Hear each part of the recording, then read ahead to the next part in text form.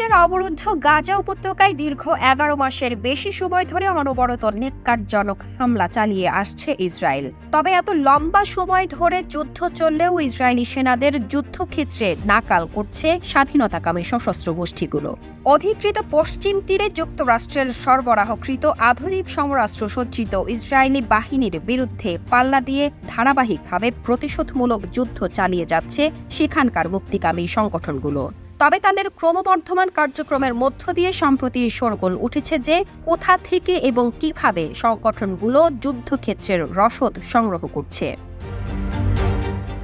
ইসরায়েলের অধিকৃত পশ্চিম তীরে মূলত দখলদার বাহিনীর কড়া সামরিক ও নিরাপত্তা ব্যবস্থার অধীনে রয়েছে, যেখানে ইসরায়েলি সামরিক বাহিনী ৭ শতাধিক চেকপয়েন্ট স্থাপন করেছে। যদিও ফিলিস্তিনি প্রতিরোধকারী গোষ্ঠীগুলো কখনো তাদের অস্ত্র ও সরঞ্জামের উৎস প্রকাশ করে না, তবে ইসরায়েলি মিডিয়া, সামরিক সূত্র এবং বিশেষজ্ঞদের প্রতিবেদনের মাধ্যমে কিছু তথ্য পাওয়া যায়। ফিলিস্তিনি সামরিক বিষয়ক বিশ্লেষক ইউসুফ আল শারকাভি মনে করেন, ইসরায়েলি দখলদারিত্বই পশ্চিম তীরে প্রতিরোধকারী গোষ্ঠীগুলোর অস্তিত্বের মূল কারণ।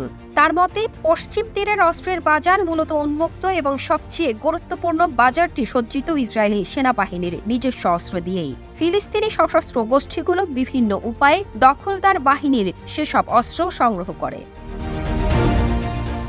ফিলিস্তিনি যোদ্ধারা পশ্চিম তীরে যেসব বিস্ফোরক ব্যবহার করে সে সম্পর্কেও কিছু তথ্য জানা যায়। ইসরায়েলি কর্তৃপক্ষ স্পষ্ট করেছে যে এসব বিস্ফোরক তৈরির কাঁচামাল খোলা বাজারে পাওয়া যায় এবং তা প্রস্তুত করার পদ্ধতিও ইন্টারনেটে সহজলভ্য। অস্ত্র সংগ্রহ এবং সামরিক সরঞ্জাম তৈরিতে প্রতিরোধকারী গোষ্ঠীগুলোর দক্ষতা তাদের লড়াইয়ে উল্লেখযোগ্য ভূমিকা পালন করে, যা ইসরায়েলি দখলদারিত্বের বিরুদ্ধে তাদের প্রতিরোধকে আরও শক্তিশালী করে তুলেছে।